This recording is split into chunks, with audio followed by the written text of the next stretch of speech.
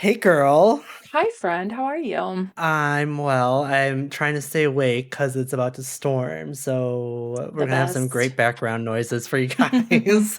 So, you guys might notice we're popping in your feed a little earlier than maybe Uh-huh. expected because we have a little Again. surprise. Lots of surprises. This was the case that just kept on Yeah. giving. Yeah, we could not get enough of this tomfoolery. This, I guess, is just like another extension of the Kaylee Anthony saga, hmm whatever. But when editing, I had sent you a text and I was like, hey, do you want me to keep this part in? Because if I do, this episode alone is over 2 hours long, which which we could drop with no problem. But for like listenership's sake, it might be easier to break things up.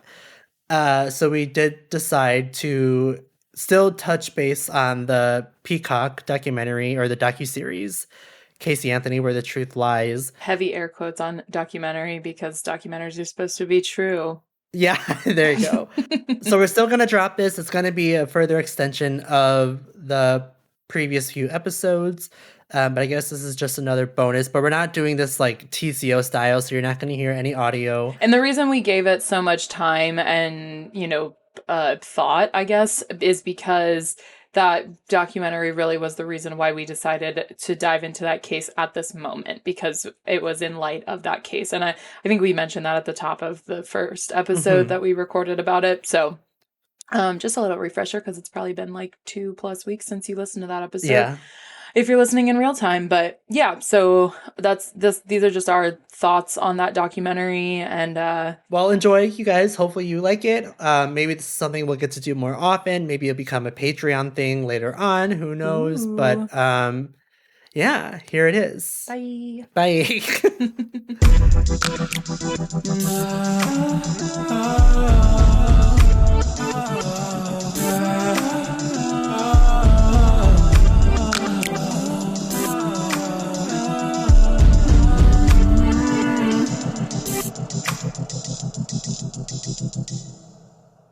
So, okay, to get into the documentary. So, Hmm. there was a Guardian article written about the documentary. It's not like a live review like some Hmm. people do. It's like a couple days later, whatever, they were talking about it. They equated her to the OJ Simpson of her day, which is pretty accurate. Yeah. Yeah. I liked that analogy. Yeah. He said that parts of it play like a dating show sizzle reel, which is kind of true. She's in Oh. like athleisure, like with her Yep. hair, and like they zoom in on her with the sunset in the background. Her hair's like blowing in the wind and stuff. Like it is kind Very of, true. yeah. The in the article he said that it made everyone think she did it even more. But like I said, I saw in Facebook groups and things that people were saying how they were unsure. Basically, Hmm. the census is that it just polarized people all over again. I feel like it was far less too also about trying to seek the truth. Like Oh, it was just about it went discrediting nowhere. George. That was Yes. all that she was trying to do. It's so weird. I was like actually really uncomfortable watching this documentary. I was a little bit too. So, one of the points that the Guardian article made is that why wouldn't she have confronted her father when she was facing the death penalty? Like, Hmm. again, kind of to your point, what you said earlier is that, like, by having the death penalty on the table, it brings out, like, people are literally dredging the bottom of the river as much as possible, trying to Yeah. get every last piece of evidence or whatever they can. So, if this were true and you were facing the death penalty, why wouldn't you try and throw your father under the bus as much as possible? That's like perfect timing. They basically gave that to you on a silver platter. Yeah. And then Joy Behar, I think is how you say her name, or Behar, of The View, compared to the documentary to Netflix's scripted Dahmer series, sourcing both as Oh. plays for ratings, Oh which shit. I know a lot of people have issues with the Dahmer series, especially the Hmm. families of the victims. Hmm. So that was an interesting take on that. Yep. But also, after the documentary came out, Rosie O'Donnell came out in a TikTok that she thought that Casey's story in the documentary made a lot of sense, which I I think fucking is, hate Rosie. I know. Why do you do God these damn it. things? Why did you break your own arm, Rosie?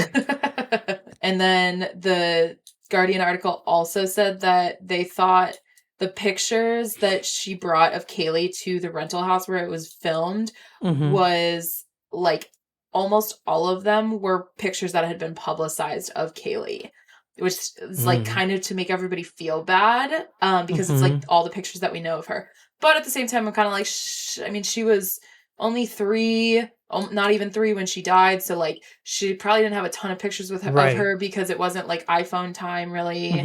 I don't know. Mixed feelings. Anyway, I mean, I think Casey is wrong in every way. So it's not mixed feelings about that, just about this picture specifically.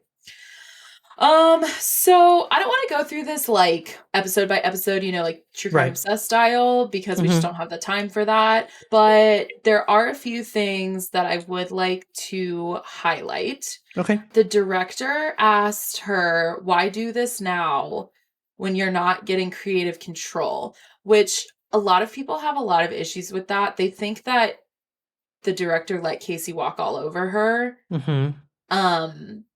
People think that she just got to play God with this, which is, I agree, because it makes her look fucking amazing. It does. And it really does. That's not at all how anybody that knows the truth should feel about her, but whatever. But anyway, so Casey's answer to that was, quote, I still don't know what happened to Caylee. How? Bitch, are you serious? I can't. There's a lot of stuff in the documentary about that. I mean, that's like the first 5 minutes of the fucking documentary too.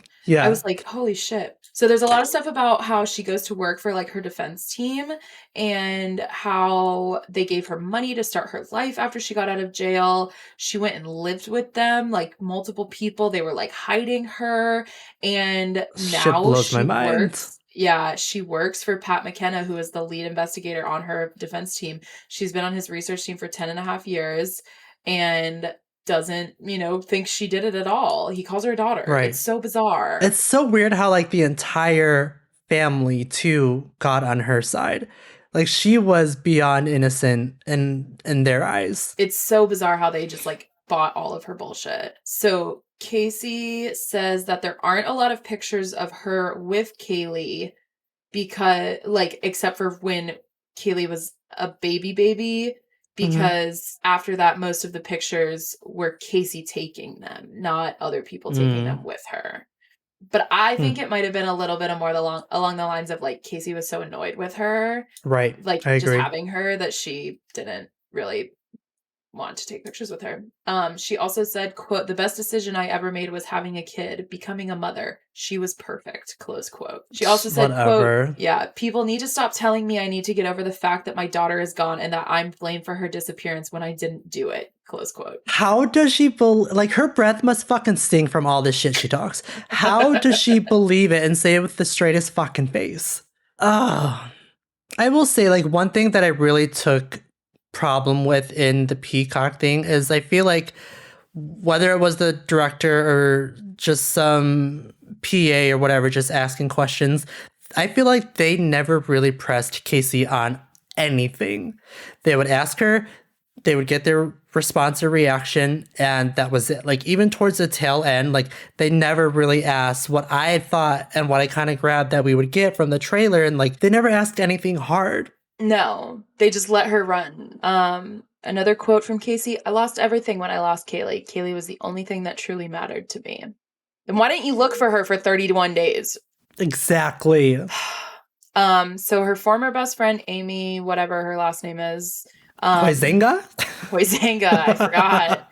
So long ago. She is in this documentary a lot, and she posits the theory that there was an accident and she did what she always did. She lied. So that's probably I think it's a pretty, good, yeah.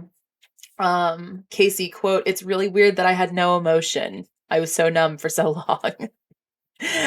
Bitch, are you serious? You were a robot. You exactly. were a robot. She claims in the documentary that she did meet with a Zanny, but she was never Casey's nanny. Like Casey never hired a nanny because the only person that she trusted was her mother, she said.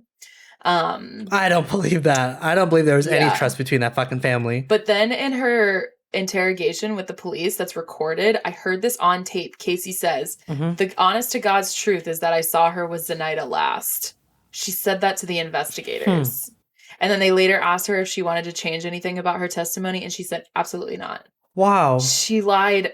I mean, not just like there's, I can't stop likening this to Brendan Dassey because obviously he lied. But there's like the Brendan Dassey lying of the like coercion and him just being like, yeah, I don't know. I guess that's what happened. And just like kind of going along with it versus her saying the honest to God's truth is that I saw her with Zenaida last. Yeah. Those are two very different lies. Vastly different. Yeah. So there was a time in George's life, supposedly. And again, I take this entire documentary with a grain of salt because 100%. I just think it was so irresponsible.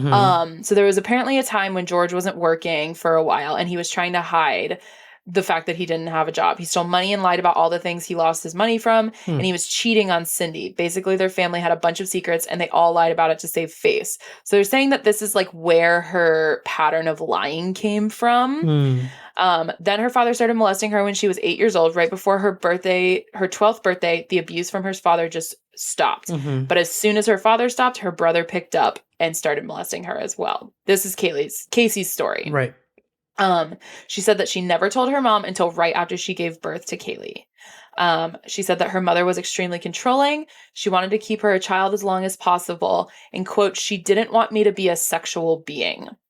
Casey says, I lied more than I told the truth because the truth was too painful. I don't know anything really about Cindy or her relationship with Casey or anything like that, but I never got this. Why would she want you to keep the child so bad if she didn't want you to be a sexual being? Right. Those two things don't really go together in my mind. They're not mutually exclusive, but they don't really go together. They showed a clip of that interview you mentioned earlier where the parents were fighting and then her dad and then George told Cindy to shut up. Yes, that's what it was. Yeah. And then so Casey's just saying that like they all learned from George's example and she didn't know how to ask for help. So she just did what she thought was right. She claimed that the Bella Vita tattoo that she got was her fuck you to her family. She was done pretending her life was so perfect. And her arm tattoo that she has in the video says, I hear your voice and all the sounds of the world. And then she got her Bella Vita tattoo, which I'm sorry, but whoever did that was bad. Yeah. It bled so bad. It was ugly. Yeah, it was not a good tattoo. And then she got it covered with peonies and a mandala, which represents growth and rebirth. Fuck off. Casey says that she didn't really tell people she was pregnant. Even her mom wasn't telling people she was pregnant because she said that it was a product of a rape and she was drugged at that party. She said she didn't report it because she didn't know if anybody would believe her, even her mother. This was really bizarre. I guess somebody asked her if it was possible that her father or her brother could be the father of her child because Isn't that they were sick? supposedly, yeah. So Casey says that she was not a product of incest. That is not possible. She met and started dating Jesse Grund right before she found out she was pregnant. She let Jesse believe he was the father the whole pregnancy and then got the paternity test right after she was born, thus saying that he was not the father. Casey said at one point that she had gotten knocked up by an old friend, but he had moved away even before she was born and died the same year that Caylee did. So I don't know. There's so many conflicting things. Right. And she says that she never told anybody she was raped because she didn't want Caylee to find out she was the product of something bad and she thinks she wasn't wanted. But like, she kind of wasn't wanted because you were kind of wanting to put her up for adoption. Right. And you weren't telling people. I don't know. She said at one point, I miss her every single second of the day. She doesn't look at pictures of Caylee anymore, though, because it hurts her too much. Which, if you miss her so much, why don't you look at pictures of her? She's, quote, still everything to me. This is all I have left of her. A parent is not supposed to survive their kid. And then she said, quote, I lied, but no one asked why. No one cared why I lied. Why should they if that shit's going on for decades? Yeah. Amy, the former best friend that she stole the checkbook from, Mhm. also testified to the cops, like, back when the investigation was happening, that she was telling them they told her what to say, Mhm. but Casey would never tell Amy who they was. What the fuck? They And were then flesh Casey, pedestrians. I guess, yeah. So episode 2 is called Remembering. Episode 1 was called Question mark? Why Remembering question Lie? mark? Mm-hmm. It was called Why Lie. Episode 2 is called Remembering. She said that she was a light sleeper her whole life because she was, quote, used to people opening her door at night, meaning her brother and her father for molesting her. She said that she had Caylee sleep in bed with her most nights to protect her from her dad, with her bed against the wall, pillows surrounding her, and filling in the cracks so that so that Caylee wouldn't fall between the bed and the wall. I don't know if that's true. I mean, I don't That's know. hard. It's so bizarre. Yeah. But she also says that she locked her door every night because she didn't trust her dad so much because he assumed that he was gonna molest her as well. Her dad woke up in the middle of the night asking where Caylee was. This is like the night that she was supposedly found dead after drowning in the pool. They started searching and her dad found her in the pool and blamed it on Casey. He said to her, like, you did this, basically, which was such a weird thing to say in that situation. And then, like, didn't say, like, I'm gonna help you cover this up or anything, just like took the body and did with it what he pleased, and they like never had another discussion about it. Which I wouldn't put past this fucking family to, Yeah, to just move on. So bizarre. So Casey says she doesn't know what George did with her. Quote, I was protecting the person who hurt me. It was like I was brainwashed, meaning because her dad was her alleged molester. She was in Orange County jail for 3 years. It's never quiet in the jail. She smelled other people's feces and BO and pepper spray all the time, which, like, Poor bleh. thing. Yeah, Caylee would love to smell other people's BO. Right. So she made a friend in jail named Robin Adams McDonald, or Robin, and then Adams was her name while she was in jail, and now her name is McDonald, I think. Okay. Which, I don't know. I'm not saying that you are incapable of being honest if you've ever been to jail, but it does kind of make me question everything that you say. Yeah. Robin was convicted for conspiracy to drug trafficking of marijuana, which, like, not How that big of a dare deal. she? Yeah. Fuck. But anyway, so Robin and Casey were in solitary at the same time. So, and they somehow wrote letters and then would put it in a book, and then they used sign language to tell each other that they had, like, written the letter. What the Which, fuck? like, I know, it all sounds so made up. Oh, God. But we do see some of the letters that she had written to Robin. Casey's handwriting looks so young, which, like, Yes. she was like 24 when she went to jail or whatever, 23. That also reminds me of, like, Emily Longley too. Remember we made the point of her handwriting looking young? Yeah.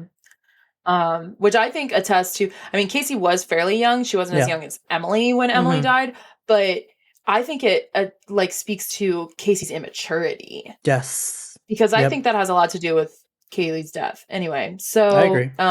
Casey says, I don't remember Robin's response, but it felt like there was someone who understands. She was open in her letters to Robin about the abuse from her brother, but then she basically started to have recovered memories from the abuse of her father. It is so bizarre to me that she did not have a single memory of this until she went to jail. Right. And I know that trauma does weird things to memory. We've talked about this in several cases already, but just feels a little convenient. And it was so reminiscent of Satanic Panic to me. Oh, yeah. I can see that. Yeah, because then all of a sudden she's, like, remembering the smell of the Halston Z14 cologne that he wore when he would come to abuse her. And it's like, how do you suddenly remember something that specific? 7 or 13 years later, or whatever it is, too. So then she said that he would smother her until she passed out, especially when she asked him not to abuse her. She said that she would talk back to him and he would smother her, basically knocking her out so that he could molest her. Ugh. Which, if that's Which- true, is terrifying and Horrifying. disgusting. Yeah. But how can you drag someone's, I don't want to say likeness because George has his own issues. Yeah. But like, how can you do that to your fucking dad? It's so bizarre. God damn, dude. Also, she never mentioned it to her defense team while she was talking to Robin about everything. I think that's really weird. Yes. Prosecution constantly said during the trial that she was partying for the month that Caylee was missing. Mm-hmm. No, she wasn't partying. She was out with her boyfriend who was a club promoter. What the fuck ever. That doesn't change it. So fucking stupid. So then she was saying at some point that she was engaged to Jesse at one point, but they like never go into detail about that. And I don't know. The whole thing was very bizarre.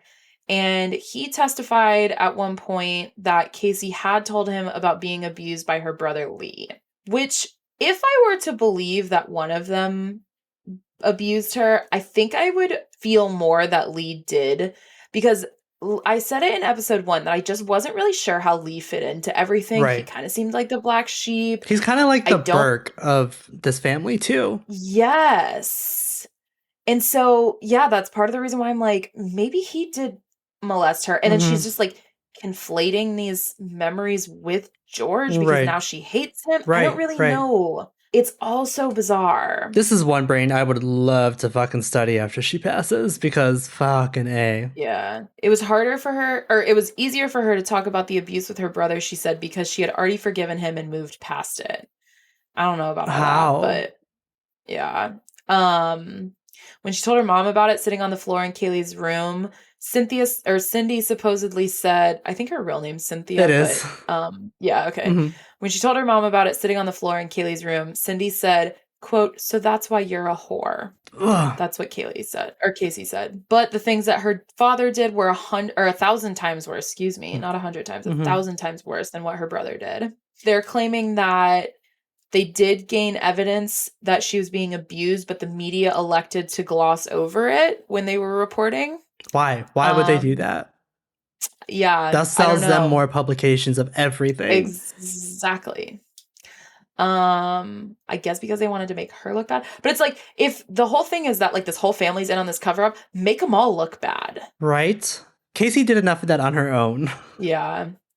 The psychologist who evaluated her mentioned that she had such a pattern of dishonesty, but he gave her the MMPI, which stands for the Minnesota Multiphasic Personality Inventory, which assesses psychopathy. It has 567 or 338 true or false questions. Gross. Depending on if you take like the first version or the second version. It takes 40 minutes for the short one or 1.5 hours for the long one. Damn. And he said it came back as entirely normal, which means she does not have any psychosis. The detective said that he didn't think Casey was ever abused by her father. No evidence besides her letters with Robin. And this was the lead detective on the case. The deal on the table was 20 years. That was what they offered her, a plea deal. God. And Casey would have to accept responsibility, no Alfred plea. But Casey said, no fucking way. Quote, the last thing she would ever consider would be to admit that she hurt Caylee. She would have rather spent her life on death row than to admit to something she didn't do. Fine, let's do it. Fuck. The defense team now gets super involved in this episode and starts arguing that there's no evidence that the duct tape had anything to do with her cause of death, which is not totally true because they didn't determine a cause of death. Right. So I have a hard time saying that that's true. The defense says that they think the duct tape had never been on Kaylee's skin while she was alive. It had only been on the bag and slid down. I don't believe that. Which, Dr. G gave us a lot of evidence as to why that had to be placed on her body before she even started to decompose. Exactly. They found the hair that you had mentioned, and they proved to be that it was from a decomposing body, probably Kaylee's, but they couldn't determine that it was 100% from Kaylee's body, just that it was 100% from a decomposing body. The defense had some junk science that says that the evidence of it being from a decomposing body can also happen from a live body, which I don't understand that. They never went into detail on that, how that if it's a test to determine that it's from a decomposing body, how it can also come from an alive body. Right. I guess if the hair follicle itself dies, I'm not really sure. I'm not a scientist, as I've said many a time. So bizarre. The cadaver dogs, the defense said that they didn't alert on a second test on the car, only the first test. So we cannot determine that that is conclusive. Mm-hmm. I don't know about any of that. And they pointed junk science at the air test in the car, but again, I don't really know. Mm-hmm. The prosecution kept trying to argue that how Casey acted was not how a grieving mother would act, Mm-hmm. but a grief expert did testify that how Casey was acting was consistent for young people experiencing trauma, and pathological lying is consistent for someone who is suffering from PTSD, which is true. Mm-hmm. I do know that for a fact, but I don't know. There's no proof that she was ever molested, Right. so it's hard to say.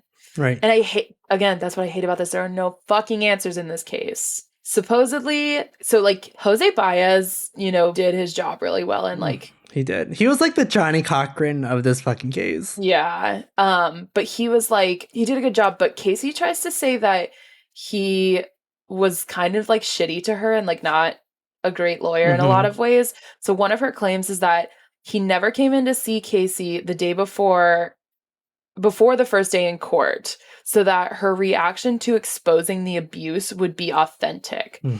Which, again, if she never told her defense about the letters, where did Jose Baez get the accusation of the abuse in the first place? So then I think, based on this comment, that there's a possibility that Jose just made that shit up and was like, oh, this is a really great way to like discount credibility of everything. Yeah. And then Casey was just like, that's a really great story. I'm going to take that and run with it for the rest of my life. And never falter on it either. Like, she hasn't skipped a fucking beat. It's so bizarre. So then there was a woman named Crystal Holloway that supposedly George Anthony was having an affair with. She was called to the stand apparently at one point. I don't really know. I didn't see that in anything else. She was only mentioned in this documentary, which again, interesting choice. Mounds of salt. Yes. There's a photograph of Caylee opening the back sliding glass door, which is what the defense used to try and argue that Caylee could have accidentally drowned by putting herself in the pool. But Casey keeps arguing in this documentary that there is absolutely no way that Caylee could have gotten out of the bed without her noticing, unlocked the door, gotten out to the sliding glass door, unlocked it and opened it, and then put the ladder in the pool, because there was absolutely no way that the ladder was on the pool to begin with. So Casey's just like saying that there's like literally no way that this was an accidental death, which is like literally your best chance, Casey, of anybody ever believing you. Exactly. And you're just like trying to discredit it all the way because you want to like weirdly point fingers at your father, which you didn't do during the whole trial. Oh my God. Why? It's so disgusting. But Cindy supposedly told her coworkers that she thought maybe Caylee drowned because she can't open the back door. But I don't think anybody ever testified to that. I don't think so either. Terrible fact. Normally you say fun fact, but this is a terrible fact. In the state of Florida, children drowning in swimming pools is the #1 cause of death of children. Oh shit. Not alligators? Not panthers? Nope. Wow. Because everybody has a pool. Yeah. Wow, holy shit. Okay, yeah, so that's the end of episode 2. Episode 3 is called What Remains. They showed a flash of tweets about the case, and one was from Mindy Kaling. Love her. One question I have is that Casey claims to have held Caylee dead in her arms, crying while George blamed her. But if that had happened, why would he be like sitting there telling her she's fine, we're gonna see her soon, we're gonna find her, and all this shit, especially on a jail like video? Yeah. Because again, he was a detective for 10 years. He knows that shit is being recorded. He knows that they can use it in your trial against you. Unless he's the dumbest fucking cop out there next to, who was it, Drew Peterson or whatever? Is that, I don't know who that is. Drew Peterson, he's from, was it Springfield, Illinois? He killed his wife and they never ever found her body. The blue barrels, the drum barrels. The cop? Yeah. No, the blue barrels one, he worked like in like oil drilling or something, because that's why they're in the blue barrels, because those are like on the sites of the oil drilling. Drew Peterson was a cop. He was a former police sergeant. I don't know. Maybe he had changed. Oh, it's Bolingbrook. Careers. I don't know. We'll have to do that case one day, obviously, but it's a massive one. Yes. The ugly son of a bitch. So Casey said, because she is so gracious and such a good-hearted person, that, quote, I wouldn't wish any of this upon any of the people who are trying to kill me. Like, what? She had, quote, carefully constructed coping mechanisms, which is how she was acting in court, which is why I said earlier that she sounded like a robot, or she seemed like a robot. Yeah. But I don't believe that. I don't believe that there's anything calculated or carefully well constructed about her. Yeah. Also, this is a fun fact. Pat McKenna, the man that she lived with and calls her his daughter and she works for, weird, was a former Marine, and then he was a bodyguard for Yoko Ono. What? Oh, wait, yeah. Like, I never watched it. Yeah, holy shit, I forgot about that. Yoko. I know. But yeah, the whole defense team received a lot of death threats. One of the investigators, Dorothy, was moving to France, and she tried to take Casey with her because they just loved her so much. Gross. Barf. Casey said about Pat McKenna, quote, he's the guy who would walk me down the aisle if I was ever dumb enough to get married. No one's going to marry you, Casey. Please don't. There was a man named Clint House who was a former friend / roommate of Casey's and her like ex-boyfriend. He's the person who suggested that Casey was giving Xanax to Caylee, and that's where he thinks the nanny thing, because Zanny is like a street name for Xanax. He went so far as to email with George after the case because he couldn't believe that George had anything to do with it and that Casey like destroyed his life, basically. Which is so bizarre. Stay Very out bizarre. of it, people. I know. What business do you have? Meanwhile, here we are. Yeah, cut that all out. George contradicted himself a lot, saying things about Casey, that she was like good, but she was bad, that she was a liar, but she was, I don't know. He he was very wishy-washy. She's not bad. She's just drawn that way. Yeah, yes. Pat McKenna said that George was the missing piece, why they couldn't figure out the case for so long. And that George was trying to play up his ex-cop position with all the other cops that were involved, which is why they didn't like accuse him of anything. I don't know if that's true. I don't know about that. Yeah. Casey said, quote, I was 22. I was a scared kid, which like, yeah, you're young at 22, but I don't know. You're not that young. No. You know what you're doing. The director said that she asked a bunch of people why George was never a suspect, and that they didn't make him one because, quote, he was such a good guy. Which again, yeah, he wasn't a great guy, and I don't know that that's enough. Right. I mean, I know that cops do fucked up shit, but how are we gonna base something like that just off their moral character too? Yeah. Like let's look at Casey, for example. Like, she's fucking out of whack. Especially because Lee, Casey's brother, testified at like the very last day of the trial that George had buried family pets in the same way that Caylee was found, like with the double garbage bagging and the duct tape on it. But he was like definitely trying to give like the weird defense argument that like the duct tape wasn't actually ever placed on her body and it had like slid down from the garbage bags. That is just so hard to fucking believe. I know, especially after everything that Dr. G said about the jaw falling off and all of her like teeth and everything were still perfectly intact. Right. It just doesn't make sense. But yeah, the whole defense team genuinely believes Casey was railroaded by the cops like Stephen Avery. Fuck out of here. So there was a citizen journalist and blogger that basically helped to prove, named Kristen Patton, sorry, I forgot to say that. She basically helped prove Casey's innocence. She was super focused on George and agrees he contradicted himself a lot, says that he helped build the prosecution's case when he was on the witness stand, and he testified that Casey didn't want anyone near her car. Which is a little weird. Yeah. If that's a lie, and that's extra weird if it's true. Right. So that Clint guy that suggested the Xanax, he said he had a hard time believing the abuse allegations because of all of Casey's other lies, which is we kind of agree with him. Yes. Um, he said that he would never testify against his own child, though, so he thought that was weird of George. Oh no. I think absolutely. If my kid was in the fucking wrong, fuck yeah. Oh, Like yeah, same. sorry kid. But then they informed him that abuse victims are compulsive liars is like a common thing, and he Uh-huh. was stunned. I loved that part. I know, it was so bizarre. Why can't they like catch Casey like that though? I know. So that woman, Crystal, that he was supposedly having The affair? an affair with, Mm-hmm. met George in the tent when he was campaigning for his granddaughter to be found, and that's how they started their affair. God.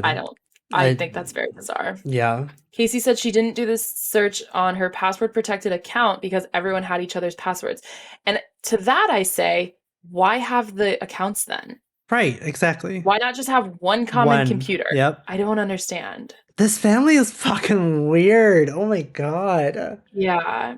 They didn't have George's cell phone records for that day, saying that he could have done the serial, get back to the Google or get back to the house and get back to work before anyone noticed. And Google search foolproof suffocation. That's something that was Googled on that day. Casey said she left garbage in the car when she ran out of gas, which is how her car ended up being impounded. And that was what everybody smelled, not a dead body. They did so many interviews with Dr. Oz, and I wanted to vomit every single time. I know. So George was in a near fatal car accident in 2018, and then after that car accident, he did an interview with Dr. Oz, and he lied he said on the interview that Casey had called him after the accident, but Casey never says that never happened. And then he says in that same interview that he needed to be forgiven, and everyone was like, wait, what? What do you need to be forgiven for? Like literally Cindy in the interview just like pats him, and she's like patting him as he's like talking about this because he's like obviously in distress. And then obviously he's like, Casey really needs to forgive me, and she whiplashes herself, and she's like, what do you need to be forgiven for? Oh god. And then he said this really weird thing at her funeral that Casey mentions, because this is where we're getting to all of the like really intense abuse allegations. So if you don't want to listen to this, maybe skip to the end of the episode. He said this weird thing at her funeral that he used to love the sweet smell of Caylee's sweat. Oh, I don't remember that. Do 2-year-olds sweat? I don't have kids, so I don't know this. My nephew's 3. He produces a lot of body heat, but I don't think he physically sweats. And like you don't wear deodorant at that age because even if you did sweat, you don't really you don't stink, right? Her sweet sweat. Ugh. Yeah, it's so gross regardless. Ugh. So bizarre. And another thing that I noticed, oh my god, there was a fucking piece of fur just like floating around my computer, and I thought it was like a giant bug, and I just had a fucking heart attack. These damn cats.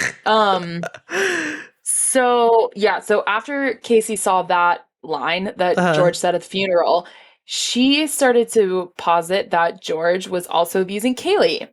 And I am not an expert on sexual predators of any kind, but what I do know about it is that likely if George was abusing Caylee from ages 8 to 12, that makes him probably, attracted to a specific age group. Right.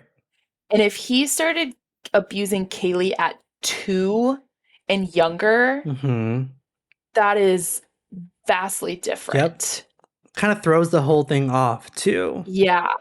A preferential offender. That's what they're called. That was the word I was looking for. Also, she says at this point that she's not ready to tell the director what happened. But then earlier in the documentary, she was saying she didn't know what happened other than that he put her in her arms, and she cried, and then he took her away. So, which is it, Casey? I know. Casey also posits that George was admitting that he was a pedophile at Caylee's funeral because of the way he talked about her because he was overwhelmed with guilt. Bitch, why didn't he do that on the stand then? Right. And then she starts positing the idea that Casey was never, or Caylee, oh my God, their names, that Caylee was never allowed to be alone with George, because she didn't trust him, because she didn't know before that he was abusing her until she was in jail, but yet she didn't trust him. I don't fucking get it. Yeah, Oh, there are so God. many contradictions. Okay, we're almost done. She was lying to her parents about everything, including where she was working, because she was trying to escape. And I mentioned this in episode 1, that she supposedly like wasn't working at that time, and that's why she was lying to everybody about working at Universal. But then she's saying in this documentary that she was like waitressing and bartending to like save money because she was trying to escape from her parents. And again, if the cops come to you and say, "What is your alibi? I work at Universal Studios," and that's just like a whole lie. If your parents aren't there because you're 19 years old and you're doing these interviews on your own, why don't you just tell the police the truth? That's like your one fucking moment. Yeah, I understand if you don't want to tell your parents, but they weren't there. Right. I just don't get it. So then she's saying she started lying to her mom because that she was dropping off Caylee with a friend or nanny named Zanny, but she actually had Caylee with her. And I said, with her at parties? I'm so confused. Because where else would she be dropping Caylee off if, like, the rest of the time she stayed with Cindy, like, while Casey was supposedly working? It just, none of it makes sense. The only way that Caylee could have gotten in the pool was if George had put her there. She suggests that maybe he put her in there to cover up what he did, because at this point, she's positing that George would have smothered her to shut her up in the same way that he used to do to Casey when he was supposedly molesting her. But to this I say, and again, I am so fucked up in the head that I can think of these things. But to this I say, trigger warning, fast forward. If he's molesting her and she's 2, he doesn't need any other way to control her. Right. She's 1.5 feet long. Like, it's not like she can fight him off. She can barely make any noise. All he has to do is hold his hand over her mouth. Yep. He doesn't need to smother her till she's unconscious. Fucking A. That's so hard to think about, but it's absolutely right. And then she says, somebody asked her why she met with George, because he like asked her to meet him at the house like after she got out of jail. And she said, I was meeting with him when he told me to meet him at the house because I thought he had her alive. What? I know. And then suddenly she has all these recovered memories of being smothered by George as well. And this is the end. The director commented that Casey sounds totally different now at the end of the documentary than she did at the beginning. And I say it's because she has a new story to latch on to. Absolutely. That George molested and smothered and suffocated Caylee, killing her. Absolutely. And now she has a new crutch to lean on. And then they drive back to her house because her parents still live there, which I think is really fucking bizarre. Yeah. And they drive back to that house and they like don't go in or anything. They're just sitting in the car talking. And Casey, I just like, almost said Caylee and stopped myself. Casey says that she has asked Cindy several times for Caylee's ashes, but she refuses to give them back to her. She wants to scatter all of Caylee's ashes to, quote, let it all go. I don't believe that Casey could ever let anything like this go, but good on fucking Cindy for not giving them up, I guess. That's like the one good thing that Cindy's done. Right. She's a fuck too. Son of a bitch. Well, I hope you guys really enjoyed listening to our commentary on the Casey Anthony Where Truth Lies documentary from Peacock. If you haven't, and emphasis on the lies. Yes. If you haven't watched it and you would like to be enraged for a couple hours, check it out. Yes. But we will see you soon for another normal-ish episode. Yeah. Bye, guys. Bye.